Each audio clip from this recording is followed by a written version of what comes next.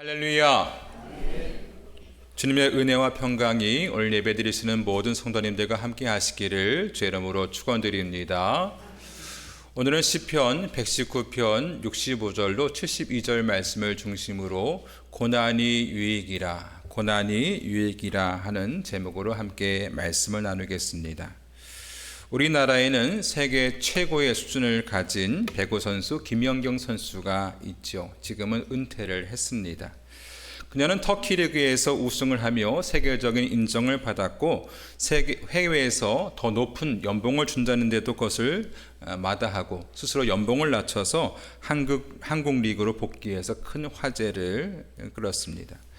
그는 몇 년 전 한 예능 프로에 출연해서 전 세계 남녀 선수를 통틀어서 자신이 연봉 1위라고 밝힐 정도로 명실상부한 세계 최고의 선수였습니다.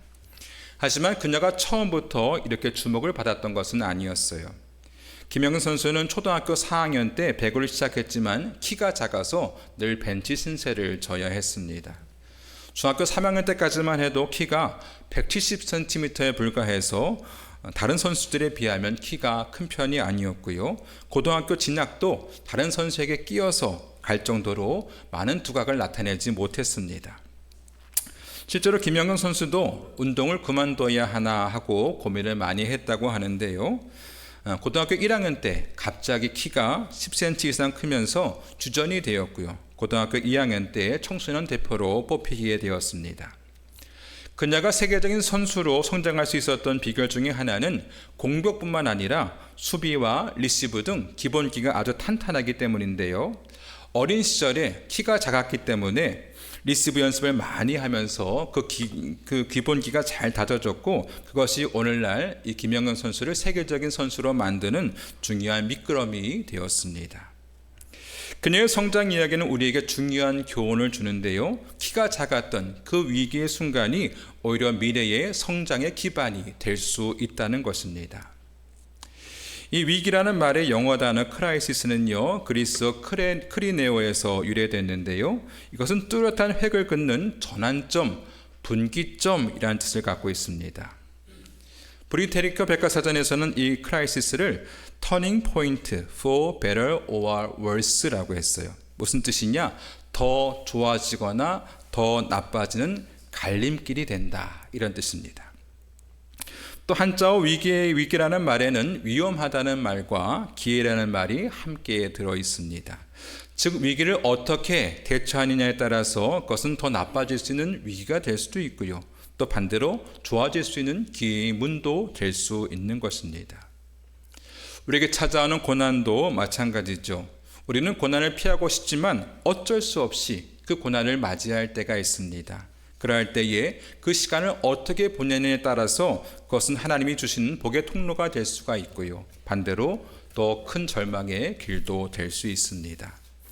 따라서 우리는 인생에 고난이 찾아올 때마다 그것을 신앙의 기회로 삼고 더욱더 하나님을 깊이 체험하는 시간으로 만들어 가야 합니다.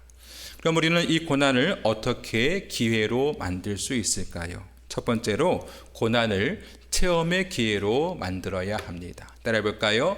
체험의 기회로 만들어야 한다. 우리가 믿는 기독교는 단순한 지식이나 이론적인 종교가 아니라 체험적인 종교입니다. 살아계신 하나님께 기도하고 또 그것에 대한 응답을 받고 체험하는 것이 이 기독교의 신앙의 본질이죠. 그냥 막연하게 마음의 안정이나 평안함을 위해서 믿는 신앙은 능력 있는 신앙이 될 수 없습니다. 체험적인 신앙이 진정한 능력을 발휘할 수 있는 것이죠. 여러분, 사람들이 언제 간절히 기도합니까?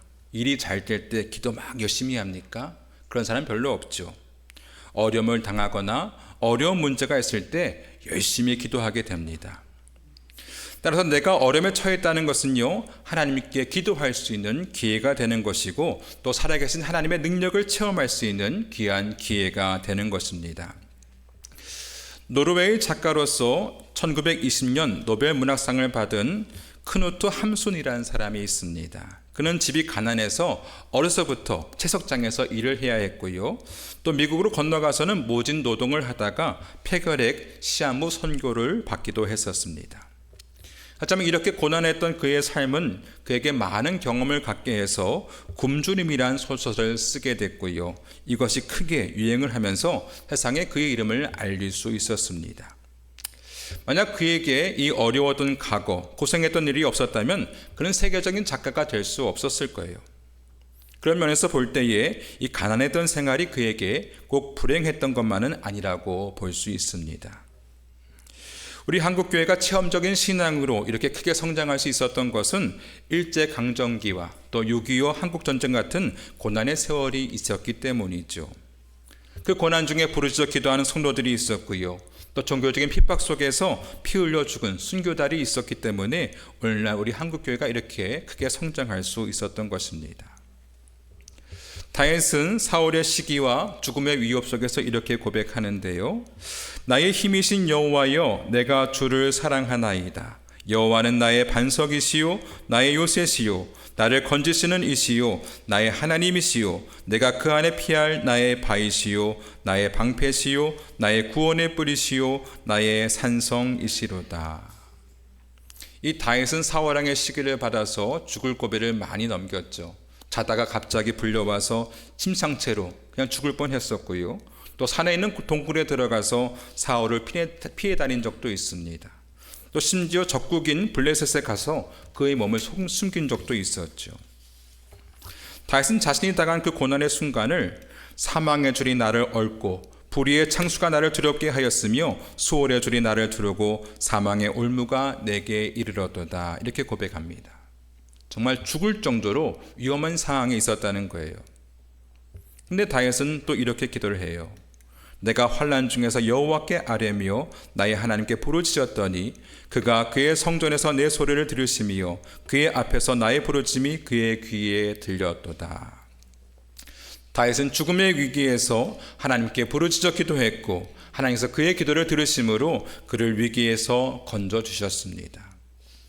이같이 다윗은 위기의 상황을 맞았지만 그 위기의 상황을 통해서 자신의 기도를 들어주신 살아계신 하나님을 만나게 되었습니다.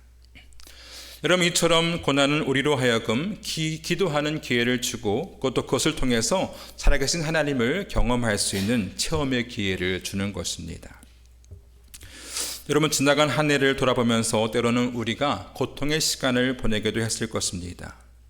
그 고통의 시간에 하나님은 우리를 버리신 것이 아니라 우리와 가장 가까운 곳에서 우리를 지켜보고 계시다는 그 사실을 기억하시기 바랍니다. 바라기는 우리에게 고난이 찾아왔을 때에 그것을 기도하며 또 살아가신 하나님의 능력을 체험하는 귀한 기회로 만드시기를 주의 이름으로 축원드립니다. 두 번째로 고난을 성숙의 기회로 삼아야 합니다. 따라해 볼까요? 성숙의 기회로 삼아야 한다.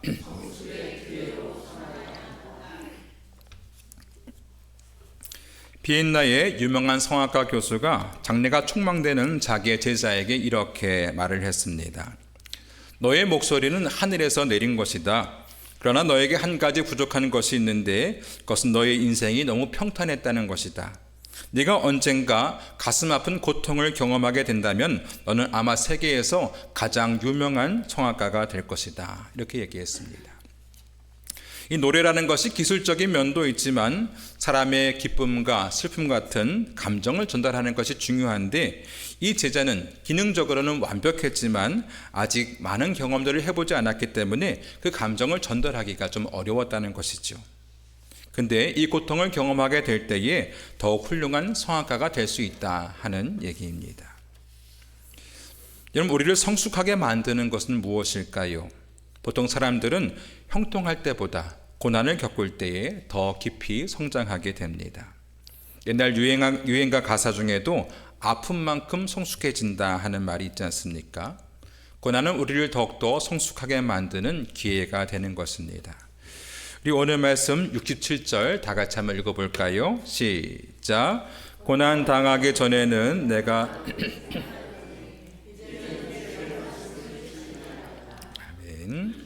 여기 그릇 행하였다니 라는 말은 원어로 쇼게그라고 해서 방황하다, 실수하다 라는 뜻을 가지고 있어요. 무슨 얘기냐? 고난을 경험하기 전에는 방황하기도 하고 또 실수하기도 했지만 고난을 경험한 후에는 주의 말씀을 따라 살아가게 되었다 하는 말씀이죠. 또 71절에 보면 고난당한 것이 내게 유익이라 이로 말미암아 내가 주의 율례들을 배우게 되었나이다 했습니다. 고난당한 것이 나에게 유익이 된다는 거예요. 유익이 된다는 말의 원어적인 뜻은 선하다라는 뜻을 갖고 있습니다. 마치 아버지가 자식을 혼내듯이 하나님께서 우리를 고난을 통해서 교정해 가시고 다듬어 가시는 것이 선하다 이라는 말씀이죠. 여러분, 사람은 한번 어려움을 경험하고 나면 생각의 깊이가 달라집니다. 고난을 당하고 실패를 경험하면서 인생에 대한 깊이를 깨닫게 되는 것이죠. 내 인생의 의미를 찾게 되고 또 나를 향하신 하나님의 뜻을 알게 되고 우리의 신앙이 더욱 성숙하게 되고 인격이 성장하게 되는 것입니다. 여러분, 무더운 여름철에는 나무가 크게 자라고 무성하게 자라지만 찬바람이 부는 겨울철이 되면 나무는 그 속을 치우게 됩니다. 겉으로만 성장해서는 튼튼한 나무가 될 수가 없어요. 속이 차고 단단해져야 다음에 더 굵고 더 크게 자랄 수 있는 것입니다. 영국의 한 왕이 도자기 공장에 방문을 했는데 입구에는 2개의 도자기가 전시되어 있었습니다. 이 두 도자기는 똑같은 원료, 똑같은 모양으로 만들어졌는데 하나는 윤기가 흐르고 생동감이 넘치고 있었고요. 또 다른 하나는 투박하고 볼품이 없었습니다. 왕은 관리인을 불러서 이 두 도자기가 왜 이런 차이가 있는지를 물어봤습니다. 그러자 관리인이 말하기를 왕이시여, 하나는 불에 구워진 것이고 하나는 불에 굽지 않은 것입니다.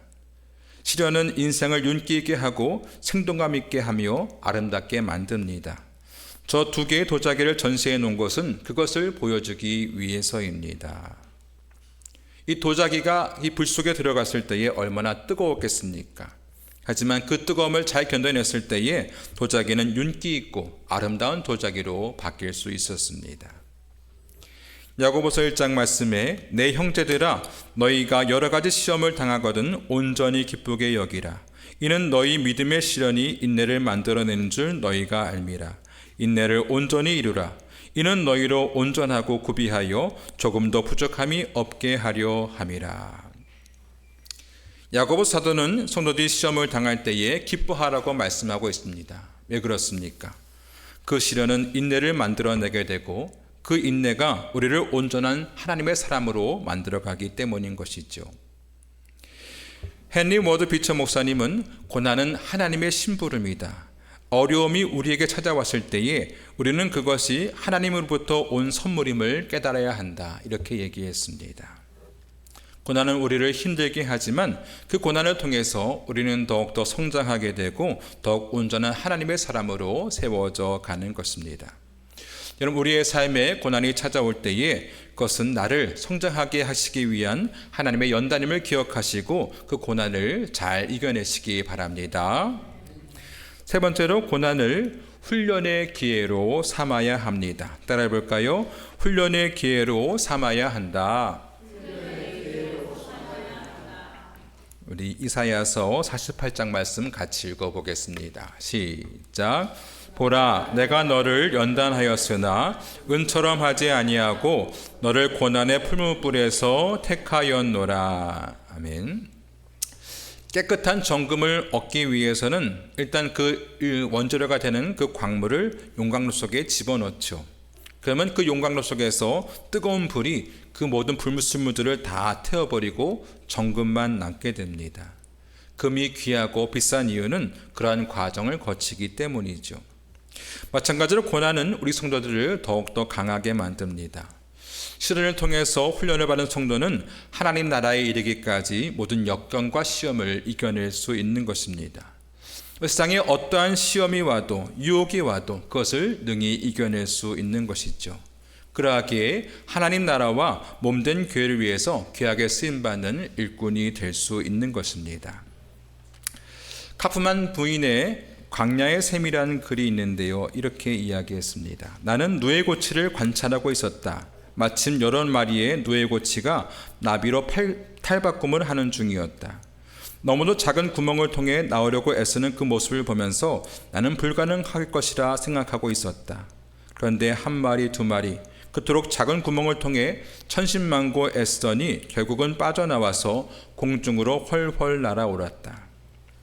나는 마침 또 나오려고 애쓰는 누에고치를 발견하고 가위로 그 구멍을 넓게 잘라주었다. 그러면서 내가 하나님보다 더 사랑과 자비가 많다고 자족하면서 혼자 웃었다. 내가 넓게 열어준 구멍으로 나온 나비는 쉽게 나왔지만 문제가 생겼다. 공중으로 날아오려고 몇 번 시도하면서도 결국 오르지 못하고 땅바닥에서만 맴돌 뿐이었다. 나는 깨달았다. 작은 구멍에서 고통하며 힘쓰며 나와야 그 몸의 영양분을 날개 끝까지 공급하게 되고 날개가 심히 마찰되면서 날아오를 만큼 강건해진다는 것을 알게 되었다. 여러분, 누에고치가 나비가 돼서 나올 때에 그 껍질에서 빠져나오려고 발버둥을 칩니다. 이때 이 날개에서 영양분이 나오고 기름이 나오는 거예요. 그래야 그 기름 때문에 나비가 밖에 나왔을 때에 이 날개가 마르지 않고 훨훨 하늘을 날 수 있는 것입니다. 여러분, 우리의 신앙도 마찬가지인데요. 온실 속에서만 있는 사람은, 또 고통과 시험을 경험해보지 않은 사람은 강한 믿음의 사람이 될 수 없습니다. 시험을 통해서 강하게 훈련된 사람을 하나님께서 귀하게 사용하시는 것입니다. 성경에 나오는 하나님의 사람들은 대부분 이러한 시련을 다 경험했는데요. 요셉은 형들의 시기를 받아서 애굽의 노예로 팔려가고 억울한 누명을 쓰고 감옥에도 갇히게 되죠. 하지만 그러한 고난의 과정을 통해서 그는 더욱 온전한 하나님의 일꾼이 될 수 있었습니다. 보디발 장군의 집에서, 또 왕의 감옥 속에서 그 모든 것들을 배우게 된 것이죠. 모세는 40세까지 애굽의 왕실에서 자랍니다. 근데 40세에 살인을 저지르고 광야에서 40년 동안 양을 치면서 인고의 시간을 보냅니다. 그 시간 동안 자신이 왜 왕실에서 자라게 됐고 왜 자신이 이 광야에서 이런 시간을 보내고 있나, 많은 고민들을 했을 거예요. 근데 그가 떡이나무에 나타나신 그 하나님으로부터 너에게 이스라엘을 구원할 사명이 있다 하는 말씀을 듣게 되었을 때에 모세는 이제까지 자신의 인생에 왜 이러한 인고의 시간이 필요했는지를 알게 되었을 것입니다. 다윗은 청소년 시기에 왕으로 기름 부음을 받았지만 그가 왕으로 세움을 받을 때까지 약 10여 년의 시간 동안을 사울에게 핍박을 받으면서 쫓겨다녔어요. 그러한 인고의 시간을 보내면서 진정한 왕이란 이래서는 안 되는구나. 왕은 백성을 사랑하고 돌보는 사람이 되어야지 저렇게 괴롭히고 핍박하는 사람이 되어서는 안 되는구나 하는 것을 몸소 체험하게 되었고, 그가 왕이 되었을 때에 정의와 공의로 나라를 잘 다스리는 후대에 길이 남는 훌륭한 왕이 될 수 있었던 것입니다. 하나님께서는 당신의 귀하게 쓰이는 사람들을 이러한 고난을 통해서 훈련시키고 빚어가시는 것입니다.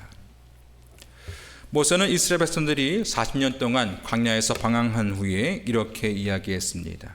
마치 독수리가 자기의 보금자리를 어지럽게 하며 자기의 새끼 위에 너풀거리며 그의 날개를 펴서 새끼를 받으며 그의 날개 위에 것을 엎는 것 같이 여호와께서 홀로 그를 인도하셨고 그와 함께한 다른 신이 없었도다. 하나님께서 이스라엘 백성들을 훈련시키셨다는 것이죠. 전에도 말씀드린 적이 있었지만 이 독수리들이 그 새끼를 어떻게 훈련을 시키느냐, 독수리가 어느 정도 자라게 되면 그 둥지를 일부러 휘저어서 그 새끼를 땅에 떨어뜨립니다. 그럼 이 독수리 새끼가 어떻게든 살아보려고 막 필사적으로 날갯짓을 하죠. 그럼 어미 독수리가 멀리서 보고 있다가 그것이 땅에 떨어질 때쯤 되면 어디선가 잽싸게 날아와서 날개로 그 새끼를 받아냅니다. 독수리가 왜 그렇게 하는 겁니까? 이 새끼가 심심할까봐 일부러 놀아주려고 그렇게 하는 걸까요? 그렇지 않죠. 그런 과정을 반복하는 동안에 날개의 힘줄이 더 굵어지고 또 근육이 생기면서 나중에는 자유롭게 하늘을 날 수 있게 되는 것입니다. 그러면 태풍이 아무리 불어와도 그 날개, 그 넓은 강해를 넓게 펴고 창공을 훨훨 날 수 있는 그러한 놀라운 독수리가 될 수 있는 것이죠. 여러분, 참새가 훈련하는 거 봤습니까? 또 병아리가 훈련하는 거 봤습니까? 참새나 병아리는 훈련이 필요치 않습니다. 오직 독수리만 이런 훈련을 하는 것이죠. 하나님께서 우리 성도들을 그렇게 훈련시킨다는 겁니다. 그냥 그저 그런 사람, 교회에 나오기만 해도 고마운 사람, 신방 열심히 가야 겨우 나온 사람, 그런 사람은 훈련이 필요치 않아요. 하지만 하나님께서 귀하게 쓰이고자 하는 사람은요, 이렇게 모든 훈련을 시키십니다. 이런 훈련을 통해서 강인한 하나님의 군사로 만들어 가시는 것입니다. 여러분, 우리에게 고난과 시련이 찾아올 때에 하나님께서 나를 귀한 하나님의 사람으로 쓰기 위해서, 하나님의 일꾼을 세우시기 위해서 나를 훈련시키는구나 생각하시고 그 시련을 믿음으로 이겨내시길 바랍니다. 알프스의 명화로 불리는 에델바이스라는 꽃이 있죠. 에델바이스, 에델바이스. 이 꽃은요, 추위 속에서 이 추위를 견디며 그 생명을 이어갑니다. 차디찬 바람과 눈바라를 견디면서 이 겨울을 보냅니다. 이 에델바이스는 이런 시련을 겪으면서 아름다운 꽃봉오리를 맺게 되는데요. 근데 신기한 것은 이 에델바이스가 추위가 더욱더 심할수록, 또 밤과 낮의 온도차가 심할수록 더욱더 아름다운 빛깔을 띠게 된다는 것입니다. 여러분, 위기라는 말은 위험이란 뜻과 기회라는 말이 함께 들어있다고 말씀을 드렸어요. 우리가 위기를 어떻게 보내느냐에 따라서 그것은 낙심과 절망으로 가는 길이 될 수 있고, 또 반대로 성공으로 가는 기회의 문도 될 수가 있습니다. 여러분, 우리에게 인생에 어려움이 찾아올 때에 우리는 어떻게 해야 될까요? 그 고난을 하나님을 체험하는 그러한 체험의 기회로 삼아야 되고요. 또 우리 인격과 신앙이 성장하는 성장의 기회로 삼아야겠고요. 또 하나님의 일꾼으로 귀하게 쓰임받기 위한 훈련의 기회로 삼아야 하겠습니다. 그래서 오늘의 말씀처럼 그 고난이 내게 유익하였습니다, 그 고난이 나를 복된 길로 인도하는 갈림길이 되었습니다 하고 고백할 수 있는 우리 모두가 되기를 주의 이름으로 축원드립니다. 우리 함께 찬송하고 기도하겠습니다.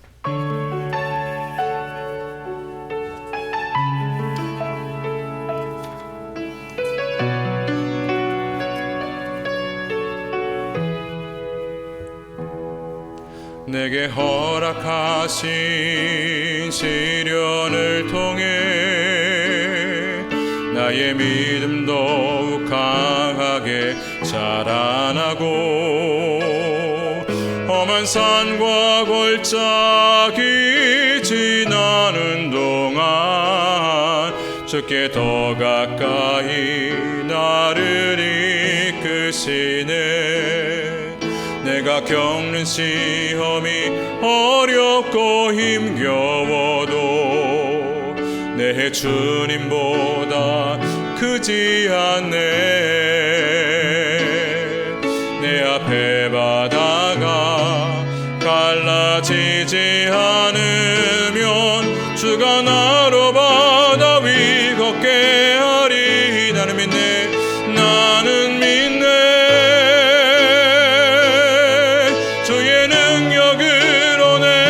새롭게 되리. 나는 믿네. 주의 능력으로 담대히 나아가리라. 주와 함께 싸워 승리하리라. 날마다 믿음으로 나 살아가리. 다시 한번 찬양합니다. 내게 허락하신 시련을 통해 나의 믿음 더욱 강하게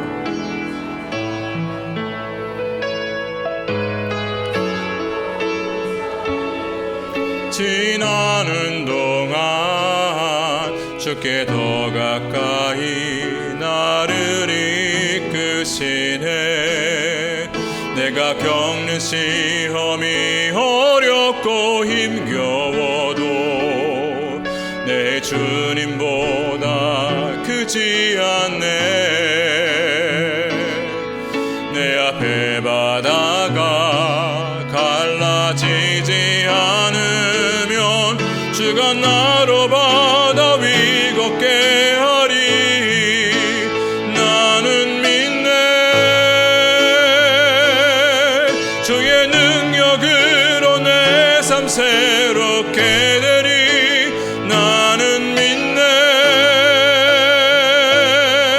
주의 능력으로 담대히 나아가리라. 주와 함께 싸워 승리하리라.